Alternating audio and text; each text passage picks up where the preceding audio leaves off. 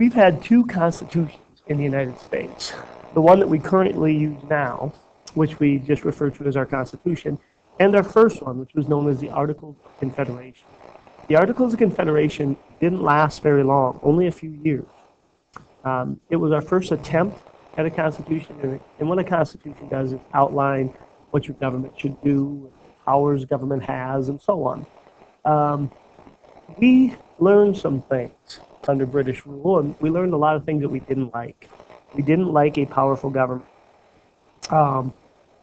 So when we created the Articles of Confederation, we created a very weak national government. We thought, you know, if a government has no power, it can't abuse its power, right? You know, we've heard this old saying before that power corrupts, and absolute power corrupts absolutely. Well, that may be true. So to protect yourself from government abusing its power or corrupting, becoming corrupt, is to not give it any power or give it very, very little authority, little power. Then we can't be harmed by government. So we were so afraid of a strong national government that we created one that was really ineffectually weak. And that's what the Articles of Confederation was, ineffectually weak government. But we learned some stuff from it. You know, we learned that it was too weak, that we needed to give the federal government more power. You know, so we learned, I guess, living under Great Britain rule that we didn't like a strong national government. So we created a very, very weak one, the Articles of Confederation. We learned under the Articles of Confederation that if you make a government too weak, then the government's ineffectual. So somewhere we had to try to figure out, you know, somewhere in between a very weak government and a very strong government. And we were able to do that. I think it's worth studying the Articles of Confederation because we learned so much from it. First of all, when we look at the Articles, there are some things that were different in the Articles of Confederation than what we have today. First of all, the government had no power to tax. You know, we didn't want them to abuse taxation power. Remember all the trouble we had under Great Britain? No taxation without representation. Well, if you don't give government the power to tax, then we don't have to worry about those unfair you know, or disliked taxes.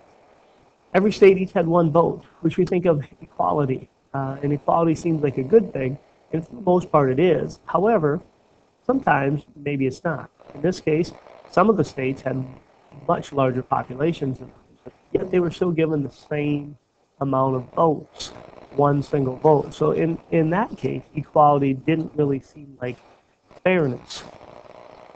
We didn't want to have a single executive or single president, so there was none at all. We didn't have a court system because, well, we figured the states would have their own courts. We had a single chamber of Congress. You know, like today we have a House of Representatives and Senate. But under the Articles of Confederation, there was a single chamber. So really what it came down to is we created a government with those 13 states. They used to be the 13 colonies. Now we became a country, so we have 13 states. Those 13 states really held all the power. We had a central government, but it was really, really weak. It was essentially what we created is almost like 13 separate countries. We would call this a confederation. But really, it's almost like 13 separate countries that are just bound together by name as much as anything else. We didn't like an army. We were concerned with the army being too powerful. If an army was too powerful, then they could be used against its people. Hey, we learned that, right? The troops that the British had in the colonies, the Boston Massacre, and so on. So what do? Well, he said, well, you can only have a very, very small standing army. But the states, you can have militias. Now, the states wanted to have militias to protect themselves from the federal government. Not allowing the federal government to have much of an army protects the states from the federal government. When I said this Constitution was weak, that we created a government that was weak, well, we did. And here are a list of really some of the major weaknesses in the Constitution. First of all, there was no power to tax or raise money in any way. So Congress was given the job to basically run the country, I guess, to protect the country, yet they had no power to raise money. They could ask the states for money, but That really didn't work very good. Some of the states gave the federal government money, but they felt like they needed the money for their own needs and stuff. So it was very difficult to get money. They had no power to enforce laws. Now, they could make laws, but they couldn't enforce them. So they could make a law, but if a state decided they didn't want to follow that law, they didn't have to. It'd be kind of like me saying in class here, hey, new rule here, no gum in class. But if you chew gum in class, I can't make you spit it out. I can't punish you for chewing it. What's the point of having the power to make that law if I can't enforce it? They could make trade agreements with foreign nations, but they couldn't enforce those. Again, make a trade agreement with, let's say, France, but the state of Massachusetts says, hey, you know what, I'm not going to follow that trade agreement. Then there's nothing we could do to make them. So why would a foreign nation make an agreement if we have no authority to carry those agreements out? We talked about this before. Small states have equal power as large states. And again, it seems like equality is a good thing, but it doesn't always equate to fairness. We didn't have an executive branch nor a judicial branch, which means we had no one single spokesperson for the country, the executive branch, and we had no way of settling disputes between the states, what a judicial branch may do, or interpret the laws, which is what our Supreme Court does at times. And in order to change this Articles of Confederation, it took a unanimous vote. It took all 13 states to change it. Wasn't impossible, but very, very difficult. But what happened is we have all these problems, and within a very short amount of time, we started to realize that things just weren't working the way we hoped they would work. We started to have trade disputes between the states. Some states were charging other states tariffs, actually higher tariffs than they were charging foreign nations. It was almost as if they were treating each state as a different nation rather than a state. We were in debt. We couldn't pay off our loans. We borrowed money from France to help fight the Revolutionary War. They wanted us to pay them back, obviously. We had no way of paying them back. We didn't have the ability to raise money. Remember, no taxation. So we couldn't pay off our debts, let alone do anything else.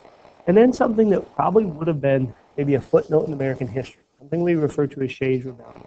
Shays' Rebellion was a little revolt of farmers in western Massachusetts. They were upset about banks foreclosing on their land and so on. But what they did is they shut down the banks. They did armed protests and shut down the courts, excuse me, not the banks, the courts that were trying to settle these loan disputes. Well, you can't have that. You can't have a country that has a rule of law, but then when people are upset that they just shut down the government system. Shays' Rebellion happened right before the Second Constitutional Convention. When we were trying to, or before the Constitutional Convention, excuse me, we're saying, maybe we should make some revisions to the article. Shays' Rebellion occurred, and we realized we couldn't even put down a rebellion of angry farmers. How are we going to protect ourselves from foreign nations if they came? And it was really, Shays' Rebellion was more of a wake-up call than anything. So what happens is, the summer of 1787, delegates from most of the states came together and they wrote up a new constitution. They threw out the Articles of Confederation and wrote a new constitution.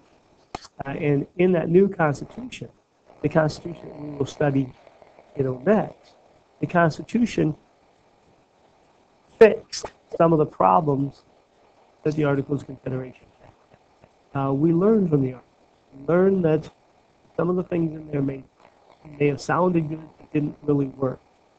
That even though it sounded good not to give the government power to tax, in reality it didn't work. It sounded good not to have a national army, but in reality it didn't work. So we learned some stuff, and we took those lessons we learned and we applied those to the Constitution. That's pretty good for us.